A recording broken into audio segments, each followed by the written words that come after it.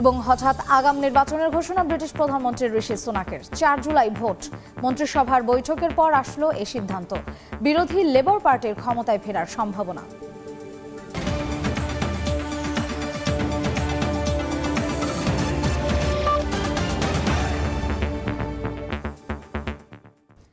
আন্তর্জাতিক সময়ের সঙ্গে আছি আমি মার্জিয়া শ্রেয়া। ফিলিস্তিনকে রাষ্ট্র হিসেবে নরওয়ে, আয়ারল্যান্ড ও স্পেনের স্বীকৃতির ঘোষণায় ব্যাপক চটেছে ইসরায়েল। ইউরোপের 3 দেশের এমন সিদ্ধান্তের তীব্র নিন্দা জানিয়ে প্রধানমন্ত্রী বেনিয়ামিন নেতানিয়াহু বলেছেন, সন্ত্রাসীদের পুরস্কৃত করছে ইউরোপ। এর মধ্যেই গাজার উত্তরাঞ্চলে তীব্র হামলা অব্যাহত রেখেছে দখলদার বাহিনী। মানবতার উদার দৃষ্টান্ত স্থাপন করল স্পেন, আয়ারল্যান্ড এবং নরওয়ে। যুক্তরাষ্ট্র সহ পশ্চিমা দৃষ্টিভঙ্গিকে বৃদ্ধাঙ্গুলি দেখিয়ে স্রোতের বিপরীতে দাঁড়িয়ে ফিলিস্তিনকে রাষ্ট্র হিসেবে মেনে নেওয়ার ঘোষণা দিয়েছে ইউরোপের এই 3 দেশ। আগামী 28 মে থেকে স্বীকৃতি দেবে তারা। স্পেন ও আয়ারল্যান্ড জানিয়েছে, ইসরায়েলের বিরোধিতা কিংবা হামাসের পক্ষ নেওয়ার জন্য নয়, এই সিদ্ধান্ত শান্তি প্রতিষ্ঠার উদ্দেশ্যে। তবে ইউরোপের 3 দেশের এমন ঘোষণায় তেলেবেগুনে জ্বলছে ইসরায়েল। এরই মধ্যে আয়ারল্যান্ড ও নরওয়ে থেকে রাষ্ট্রদূত প্রত্যাহারের ঘোষণা দিয়েছে ক্ষুব্ধ তেল আবিব। তাদের সিদ্ধান্তের তীব্র নিন্দা জানিয়ে প্রধানমন্ত্রী বেনিয়ামিন নেতানিয়াহু বলেছেন, এর মাধ্যমে পুরস্কৃত করা হবে সন্ত্রাসীদের, খাটো করা হবে ইসরায়েলকে। 80% ফিলিস্তিনি 7 অক্টোবরের হামলাকে সমর্থন করে। শয়তান কখনোই রাষ্ট্র হতে পারে না, তারা শুধুমাত্র সন্ত্রাসী রাষ্ট্র হতে পারে। তারা আবারও 7 অক্টোবরের মতো হত্যাকাণ্ড চালাবে, বারবার সেটা করবে, আর আমরা সেটা হতে দিতে পারি না। সন্ত্রাসীদের পুরস্কৃত করলে শান্তি আর স্থিতিশীলতা ফিরবে না। শুধু কি ইসরায়েল না, এই 3 দেশের সিদ্ধান্তে টিপ্পনি কেটেছে খোদ ইউরোপের দেশ জার্মানি। দেশটির পররাষ্ট্রমন্ত্রী বলেছেন, ফিলিস্তিনকে প্রতীকী স্বীকৃতি দিয়ে সংঘাত বন্ধ হবে না, প্রয়োজন রাজনৈতিক সমাধান। আর মার্কিন নিরাপত্তা উপদেষ্টা জ্যাক সুলিভান বলেন, ইউরোপের কিছু দেশ ফিলিস্তিনকে স্বীকৃতির মাধ্যমে প্রমাণ করেছে তারা দ্বিরাষ্ট্র সমাধান চায় না। এবার মার্কিন সিনেটের ভেতর ফিলিস্তিনি বিক্ষোভকারীদের তোপের মুখে পড়লেন যুক্তরাষ্ট্রের পররাষ্ট্রমন্ত্রী অ্যান্টনি ব্লিংকেন। বৈদেশিক সম্পর্ক কমিটির সামনে সাক্ষ্য দেওয়ার সময় এ পরিস্থিতির মুখোমুখি হন তিনি। তবে পরিস্থিতি সামলাতে বিক্ষোভকারীদের বের করে দেওয়ার পর দখলদার ইসরায়েলি সেনাদের প্রতি আবারও নিজের দ্ব্যর্থহীন সমর্থনের কথা জানান ব্লিংকেন।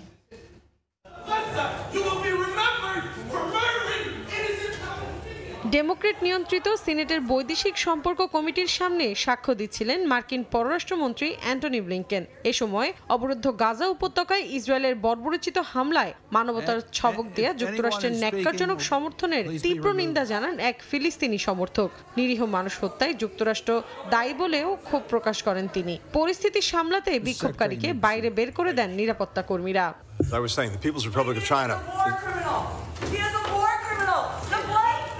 এর কিছুক্ষণ পর আবার অ্যান্টনি ব্লিংকেনকে নিজের বক্তব্য দেওয়ার আহ্বান জানান সিনেটের বৈদেশিক সম্পর্ক কমিটির চেয়ারম্যান। তখনও পুনরাবৃত্তি হয় একই ঘটনার। ব্লিংকেনকে যুদ্ধাপরাধী বলে বারবার অভিযোগ করেন আরেক ফিলিস্তিনি সমর্থক। এক পর্যায়ে তাকেও বাইরে বের করে দেওয়া হয়। বারবার তোপের মুখে পড়লেও নিজের জায়গা থেকে এক চুলও নড়েননি মার্কিন পররাষ্ট্রমন্ত্রী। We're standing with Israel in its efforts to ensure that what happened on October 7th never happens again, as we do everything we can to bring an end to the terrible human suffering in Gaza and prevent the conflict. যুক্তরাজ্যে আগাম নির্বাচনের ঘোষণা দিয়েছেন British প্রধানমন্ত্রী ঋষি Sunak. দেশটিতে 2025 সালের জানুয়ারিতে সাধারণ নির্বাচন হওয়ার কথা থাকলেও চলতি বছরের 4 জুলাই নির্বাচনের তারিখ ঘোষণা করা হলো। স্থানীয় সময় বুধবার বিকেলে লন্ডনের 10 নম্বর ডাউনিং স্ট্রিটে ব্রিটিশ প্রধানমন্ত্রীর কার্যালয়ে মন্ত্রিসভার বৈঠকের পর এই কথা জানান ঋষি সুনাক। স্থানীয় সময় বুধবার লন্ডনের 10 নম্বর ডাউনিং স্ট্রিটে মন্ত্রিসভার সদস্যদের নিয়ে বৈঠকে বসেন ব্রিটিশ প্রধানমন্ত্রী ঋষি সুনাক। নির্বাচনের তারিখ ঘোষণার আগে মন্ত্রীদের এ ব্যাপারে অবহিত করেন প্রধানমন্ত্রী। বৈঠকের আগে রাজা তৃতীয় চার্লসের কাছে যান সুনাক। সেখানে সংসদ ভেঙে দেয়া এবং নতুন নির্বাচন আয়োজনের জন্য রাজার অনুমতি চান। রাজা চার্লসের অনুমতির পর নতুন নির্বাচনের তারিখ ঘোষণা করেন ঋষি Sunak. This election will take place at a time when the world is more dangerous than it has been since the end of the Cold War. Putin's Russia is waging a brutal war in Ukraine and will not stop there if he succeeds. That war has also made it all too clear the risk to our energy security. In the Middle East, the forces of Islamist extremism threaten regional and ultimately global stability.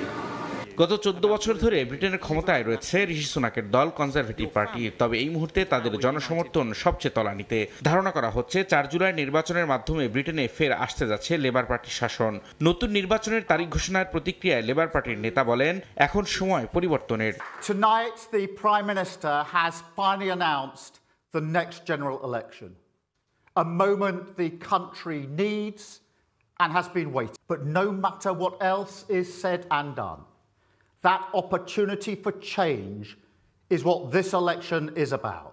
এর আগে চলতি মাসের শুরুর দিকে যুক্তরাজ্যে অনুষ্ঠিত হয় স্থানীয় সরকার নির্বাচন।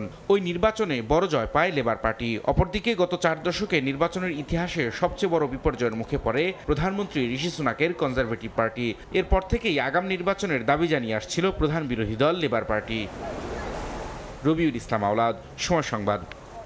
যুক্তরাষ্ট্রের প্রেসিডেন্ট নির্বাচনে নাটকীয় মোড়।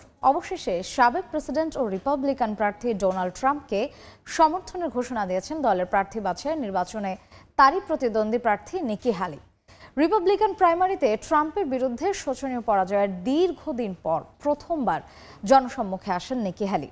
ওয়াশিংটনে হার্টস্টোন ইনস্টিটিউটে দেয়া বক্তব্যে সরাসরি হাতিকে সমর্থনের কথা না বললেও আকারে ইঙ্গিতে ট্রাম্পকে সমর্থনের কথা জানান সাউথ ক্যারোলাইনা অঙ্গরাজ্যের সাবেক এই গভর্নর।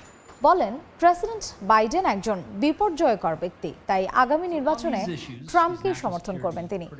নিকি হ্যালির এমন আকস্মিক সিদ্ধান্তে ট্রাম্পের রানিং মেট হওয়া নয় শুরু হয়েছে গুঞ্জন। অনেকে মনে করছেন ভাইস প্রেসিডেন্ট হিসেবে প্রার্থী হতেই ডোনাল্ড ট্রাম্পকে হঠাৎ সমর্থনের ঘোষণা দিয়েছেন তিনি। Who do you think would do a better job in the White House, Joe Biden or Donald Trump? Stormy ড্যানিয়েলসকে ঘুষ দেওয়ার মামলায় সাক্ষ্য দিলেন না সাবেক মার্কিন প্রেসিডেন্ট ডোনাল্ড ট্রাম্প। মামলার পরবর্তী শুনানি আগামী 28 মে। আদালতের বাইরে ট্রাম্প মামলার বিচারককে দুর্নীতিগ্রস্ত বলে কটাক্ষ করেছেন। তার অভিযোগ, আগামী নির্বাচনে বাইডেনকে হারিয়ে রিপাবলিকান হিসেবে হোয়াইট হাউসে ফিরে আসার প্রচেষ্টাকে বাধাগ্রস্ত করার চেষ্টা করছেন প্রসিকিউটররা। এছাড়াও বাইডেনের তীব্র সমালোচনা করেছেন সাবেক মার্কিন প্রেসিডেন্ট। ভিয়েতনামের রাষ্ট্রপতি হিসেবে শপথ নিয়েছেন তো লাম। বুধবার দেশটির এই শীর্ষ কর্মকর্তার শপথ অনুষ্ঠান সম্পন্ন হয়। ভিয়েতনামে চলমান দুর্নীতি বিরোধী আন্দোলনের মধ্যে পদত্যাগ করেন দেশটির সাবেক প্রেসিডেন্ট ভো ভান থং। থংয়ের পর তো লামকে নতুন রাষ্ট্রপতি হিসেবে নির্বাচিত করে ভিয়েতনামের জাতীয় সংসদ। চলমান এই আন্দোলনের ফলে দেশটির উচ্চ পর্যায়ের বিভিন্ন পদে নানান পরিবর্তন আনা হচ্ছে।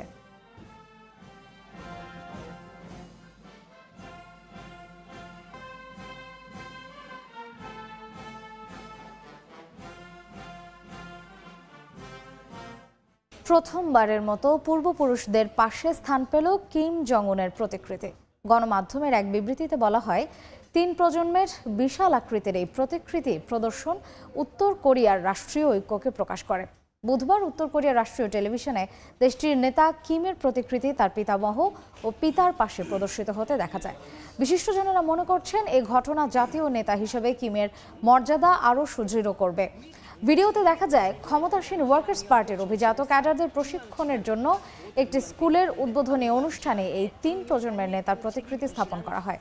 রাষ্ট্রীয় গণমাধ্যমের বরাতে জানা যায় যে, উত্তর কোরিয়ার প্রতিষ্ঠাতা কিম ইল সুং এবং পরবর্তী রাষ্ট্রপ্রধান কিম জং ইলের পাশে কিম জং উনের প্রতিকৃতি প্রদর্শনের এমন ঘটনা উত্তর কোরিয়ার ইতিহাসে প্রথমবার ঘটে। শুরু হয়েছে 2024 সালের হজের মৌসুম। সারা বিশ্ব থেকে লাখ লাখ মানুষ হজ আদায় করতে ছুটছেন সৌদি আরবের মক্কায়। হজ ও ওমরাহর সময় প্রচলিত কিছু আরবি পরিভাষার ব্যাপক ব্যবহার হয়। এই পরিভাষাগুলো জানা থাকলে হজ পালন সহজ হয়। মুফতি আব্দুল্লাহ তামিমের রিপোর্ট। ইসলামে নবম হিজরিতে হজের বিধান ফরজ হয়। হজের সময় ইহরাম পরিধান করা ফরজ। হজে ইহরাম ডান বগলের নিচ দিয়ে চাদরের প্রান্ত বাম কাঁধের উপর উঠিয়ে রাখাকে ইজতেবা বলা হয়। যে তাওয়াফের পর সাই আছে পুরুষের জন্য, সেই তাওয়াফের প্রথম 3 চক্করে রমল করা সুন্নত। হজ বা উমরার তাওয়াফের সময় প্রথম 3 চক্কর ডান কাঁধ খোলা রেখে দ্রুততার সঙ্গে হাঁটতে হয়। এভাবে হেঁটে চলাকেই রমল বলা হয়। মিকাতের বাইরের লোকেরা যখন হজ বা উমরার উদ্দেশ্যে কাবা শরীফে আসেন তখন তাদের কাবার সম্মানে তাওয়াফে কুদুম করা সুন্নাহ। আর 10 জিলহজ কোরবানি ও হলক কসরের পর থেকে 12 জিলহজের মধ্যে কাবা শরীফের তাওয়াফ করাকে তাওয়াফে জিয়ারা বলে। এই তাওয়াফ ফরজ। সাফা ও মারওয়া পাহাড়ের মাঝখানে 7 বার যাওয়া আসা করাকে সাই বলে। হজ বা উমরার কাজ সম্পন্ন হলে মাথার চুল কামাতে বা ছোট করতে হয়। 9 জিলহজ ফজর থেকে 13 জিলহজ আসর পর্যন্ত 5 দিন হলো আইয়ামে তাশরিক। এই দিনগুলোতে প্রত্যেক ফরজ নামাজের পর আল্লাহু আকবার লা ইলাহা ইল্লাল্লাহু আল্লাহু আকবার ওয়ালিল্লাহিল হামদ তাকবীর পাঠ করতে হয়। মুফতি আব্দুল্লাহ তামিম, সময় সংবাদ। আসন্ন জাতীয় বাজেটে প্রবাসী স্বার্থকে গুরুত্বের সঙ্গে বিবেচনার আহ্বান জানিয়েছেন ফ্রান্সে বসবাসরত বাংলাদেশিরা। দেশের অর্থনীতির চালিকা শক্তির রেমিটেন্স যোদ্ধা খ্যাত কোনো প্রবাসী ইউরোপে মারা গেলে এখনও তার মরদেহ নিজেদের চাঁদা তুলে পাঠাতে হয়। এক্ষেত্রে দূতাবাসগুলোতে আলাদা বরাদ্দের দাবি জানিয়েছেন প্রবাসীরা। ফ্রান্স থেকে আরও জানাচ্ছেন মোহাম্মদ লুৎফুর রহমান বাবু। দেশের বাইরে প্রায় 1.5 কোটির কাছাকাছি প্রবাসী বাংলাদেশের বসবাস। জীবিকার তাগিদে নিজের সুখ স্বাচ্ছন্দ্যকে জলাঞ্জলি দিয়ে পরিবার তথা দেশের জন্য কাজ করে চলেছেন এই মানুষগুলো, যারা রেমিটেন্স যোদ্ধা হিসেবেই পরিচিত। যে রেমিটেন্সকে বলা হয় বাংলাদেশের অর্থনীতির মূল চালিকা শক্তি। কিন্তু এই রেমিটেন্স যোদ্ধাদের জন্য জাতীয় বাজেটে রাখা হয় না বিশেষ বরাদ্দ। 2024-25 অর্থ বছরের বাংলাদেশের জাতীয় বাজেট প্রায় সন্নিকটে, আর তাই আবারও এই প্রশ্নটি সামনে এসেছে। আগামী বাজেটের জন্য প্রবাসীদের স্বার্থকে বিবেচনা করা হয়, সেই দাবি ফ্রান্সে বসবাসরত বাংলাদেশিদের। একই সঙ্গে দূতাবাসগুলিতে প্রাক বাজেট আলোচনায় প্রবাসীদের অংশগ্রহণ নিশ্চিতেও দাবি তাদের। প্রবাসী মৃত্যুবরণ করে শুধু ফ্রান্স না, সারা বিশ্বের মধ্যে অবহেলিত, তাদের লাশ পড়ে থাকে। যদি কিছু বরাদ্দ থাকতো, মিনিমাম ওদেরকে একটা অংশ সহযোগিতা করা যেত। অনেক প্রবাসী বাংলাদেশি অনেক গুরুতর অসুস্থ হয়ে বাংলাদেশে ফেরত যায়, পঙ্গু হয়ে যায়। তাদের উন্নত চিকিৎসার জন্য তাদের পর্যাপ্ত পরিমাণে টাকা থাকে না, সে অভাবে অনেক মানুষ মারা যায়। আমার সরকারের কাছে দাবি থাকবে এটাই, যে তারা যেন এই বাজেটে যেন প্রবাসীদের জন্য আলাদাভাবে একটি বরাদ্দ রাখে। বাংলাদেশ ব্যাংকের সূত্র মতে গেল বছর রেমিটেন্স এসেছে 2191 কোটি 57,60,000 ডলার, যা আগের বছর তুলনায় প্রায় 63 কোটি ডলারের বেশি।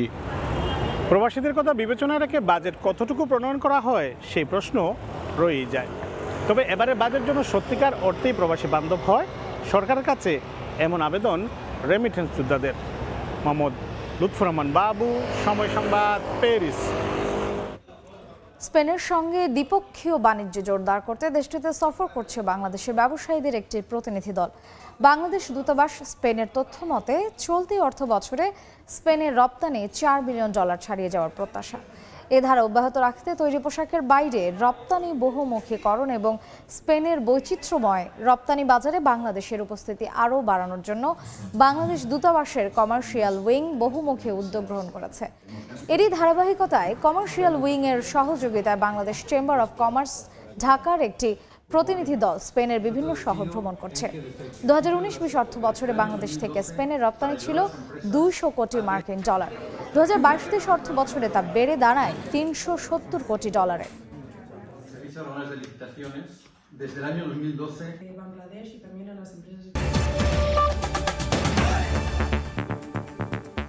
এই ছিল আন্তর্জাতিক সময়ের এখনকার আয়োজন। এরপর শুভ সংবাদে সঙ্গে থাকবেন আইরিন আয়াত। ধন্যবাদ শ্রেয়া। সময় সংবাদ নিয়ে ফিরছে কিছুক্ষণ পর, সঙ্গে থাকুন সময়ের।